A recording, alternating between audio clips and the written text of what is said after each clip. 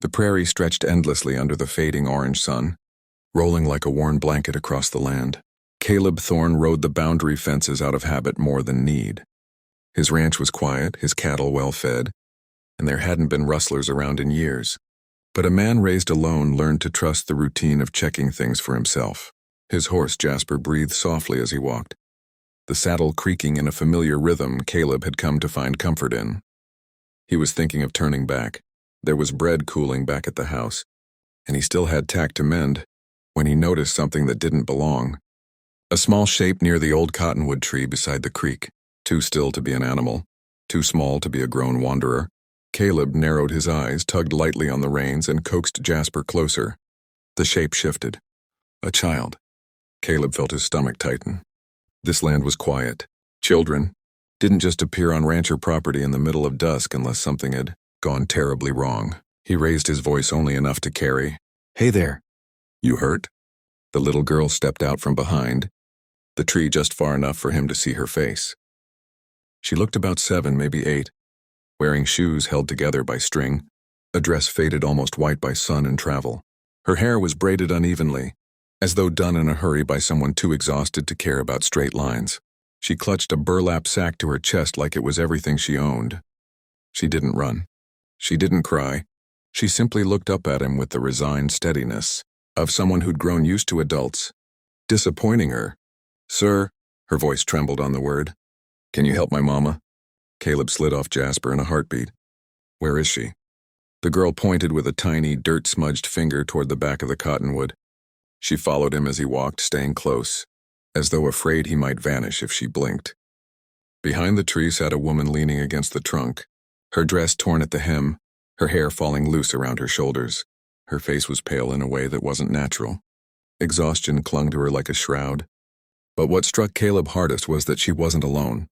8 children clustered around her, boys, girls, the youngest no more than a year old and asleep on her shoulder. All thin, all too quiet. Children should be rambunctious, full of noise and questions. These ones were too tired even for curiosity. The mother tried to stand when she spotted Caleb, but her legs gave out, and she steadied herself with a trembling hand on the rough bark. Shame flickered across her features. Shame for needing help. Shame for not being able to provide. Shame for being seen in such a broken moment. "I'm sorry, sir," she said softly. "We'll keep moving. We didn't mean to trespass." Caleb lifted both hands, palms open. "Ma'am, take your time. Nobody's forcing you anywhere. Tell me what happened." The woman lowered her eyes. "My name's Marion Holt. My husband passed last winter. Pneumonia took him fast. I had no money left for the doctor." Her breath hitched. "The town folks told me nobody'd hire a widow with 9 children. Said I ought to split them among other families. Said it'd be best for them." The oldest girl, the one who'd first spoken to. Caleb pressed close to her. "Mother's side. Mama wouldn't let him take us." Caleb didn't miss the pride in the girl's voice, or the fear beneath it. Marion swallowed hard. "I couldn't. They're all I got left. We walked out of town before sunup yesterday. Been trying to reach the next settlement, but..." Her voice cracked. "I don't think we're gonna make it." Caleb scanned the children again. Dust-covered, starving, their cheeks hollow, their eyes dull. He felt something twist inside him, an instinct as old as the land itself. Protect the vulnerable, help those who need helping, do right by folks who've been wronged. He knelt down to the little girl. "What's your name, sweetheart?" "Rosie," she whispered. "I help Mama take care of the babies." "You're doing a fine job," Caleb said gently. Her lips trembled and she blinked hard, refusing to let the tears fall. He stood and looked at Marion. "When's the last time you all ate?" Marion hesitated. It was all the answer he needed. "All right," he said. "That's enough of that." He turned to the children. "How'd you all like a warm meal? And some beds tonight? I got plenty." Marion's breath caught. "Sir, we can't impose. We can't take charity." "This ain't charity," Caleb replied. "It's a neighbor helping folks who need it." "We're strangers," Marion whispered. He shook his head. "Not anymore." The children looked between them uncertainly. Hunger, fear, hope. Such heavy feelings for such small faces. Caleb took a slow breath, the decision forming fully in his chest. He'd lived alone for years on 800 acres of quiet emptiness. No family, no laughter. No warmth except the hearth fire. Looking at this woman and her 9 children, he suddenly felt the weight of that emptiness in a way he never had before. Marion's voice broke the silence. Nobody wanted a woman with 9 children. Caleb didn't hesitate. Good. She stared at him, startled. Good, he repeated firmly. Because I want all of you safe. Every last one. Rosie gasped quietly, as though unable to believe someone could say such a thing without flinching. Caleb stepped closer and offered the girl his hand. Come on, let's get you home. Rosie reached out with a small, trembling hand and placed her fingers in his. Her grip was tight, not because she feared him, but because she feared life letting her down again. Caleb lifted the toddler who could barely walk, motioning for Marion and the others to follow. Marion hesitated a moment longer, exhaustion and disbelief warring in her eyes. Then she gathered the sleeping baby closer and stepped forward. Together they began the slow walk toward the Thorn Ranch house, the sun dipping low behind them. And as they walked, Caleb felt something flicker in his chest, something warm, something alive. For the first time in years, he wasn't going home to an empty house.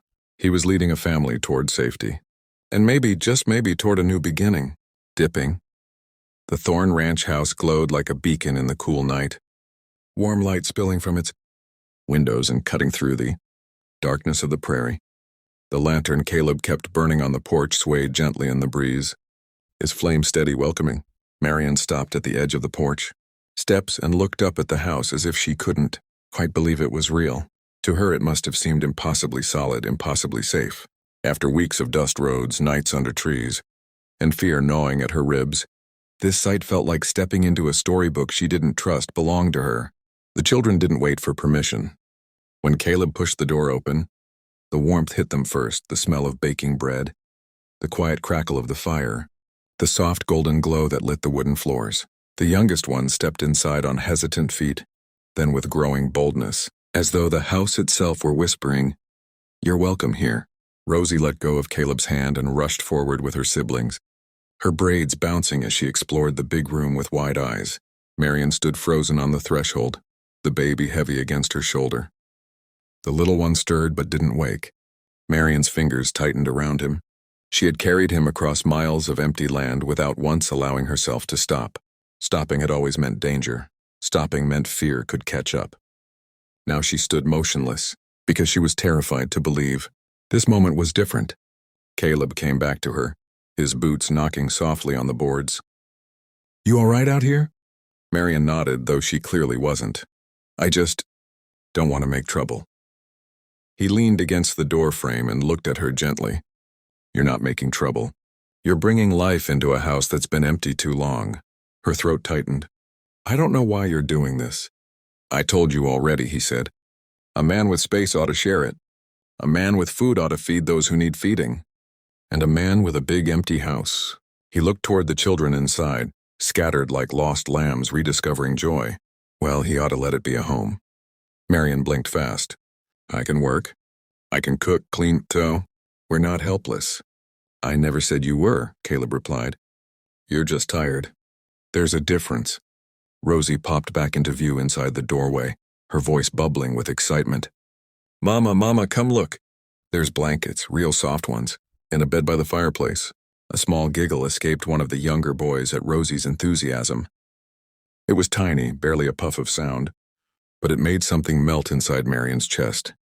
Her children had forgotten how to laugh these past weeks. She had feared they might forget forever.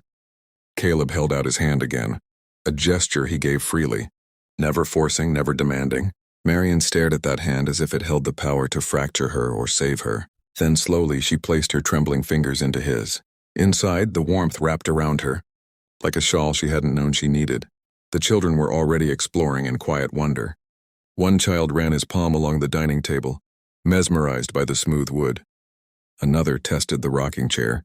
2 boys crouched near the hearth, studying the dance of the flames. Rosie stood guard over a stack of folded quilts, her face glowing as if she'd discovered buried treasure. Caleb saw Marion looking around in silence. "Sit," he said softly. "You look like you might fall over." She sank into a chair at the wooden table. The baby stirred again, and she adjusted him gently. The circles under her eyes were dark, deep as bruises. Her hands trembled with exhaustion she'd forced herself to ignore for too long. Caleb disappeared for a moment and returned carrying a large pot. Steam curling from the lid. The rich scent filled the room. Potatoes, carrots, broth, and herbs. It wasn't fancy, not something to boast about. But to a hungry family, it might as well have been a feast. He ladled stew into bowls and set them before the children first. Eat slow, he warned. You'll make yourselves sick otherwise. Marian watched her children begin to eat with tentative bites, as though afraid the food would vanish if they blinked. Then hunger took over. They ate with quiet, reverent focus. The room filled with the soft sounds of spoons scraping bowls and small sighs of relief. Caleb set a bowl in front of Marian. She shook her head. Let them finish first. He pushed it toward her firmly. You think I'm gonna let you faint in my kitchen? Eat. Her pride tried to rise up, but it was too thin, too worn down to protest.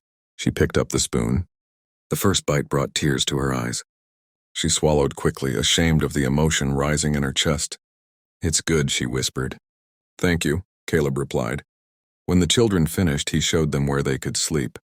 Some would take the loft, others the spare room, and the smallest ones he laid quilts near the fire where it was warmest. They curled up without protest, bodies sinking into softness they hadn't felt in months. One by one, they fell asleep. Rosie was the last, keeping herself awake just long enough to help tuck in the younger ones. Caleb quietly admired her strength. A child shouldn't have to be that strong, but the world often didn't care about what children should or shouldn't have to bear. Marian watched her children sleep. Her hand pressed gently over her mouth as if holding herself together. When she finally sat at the table again, her shoulders sagged with a mixture of grief, relief, and disbelief. I don't know how to repay you, she murmured.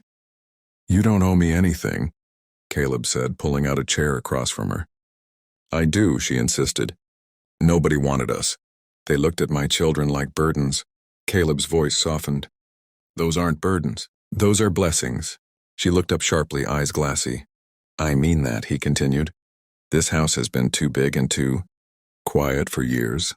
Tonight it feels like a home again.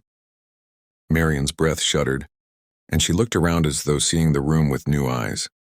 The gentle lamplight, the scattered quilts, her sleeping children safe and fed, Caleb sitting across from her, steady and unafraid of the responsibility she carried. You really mean it? She whispered. You want all of us here? All 9 of my babies? Caleb nodded once, slow and certain. As long as you need. All of you. Marian lowered her face into her hands, not sobbing, not breaking, just letting herself finally breathe. For the first time since her husband died, she wasn't scared of tomorrow. And for the first time in years, Caleb Thorne didn't feel alone. Outside the prairie, wind died down as if the land itself understood something important had happened. Inside that warm wooden house.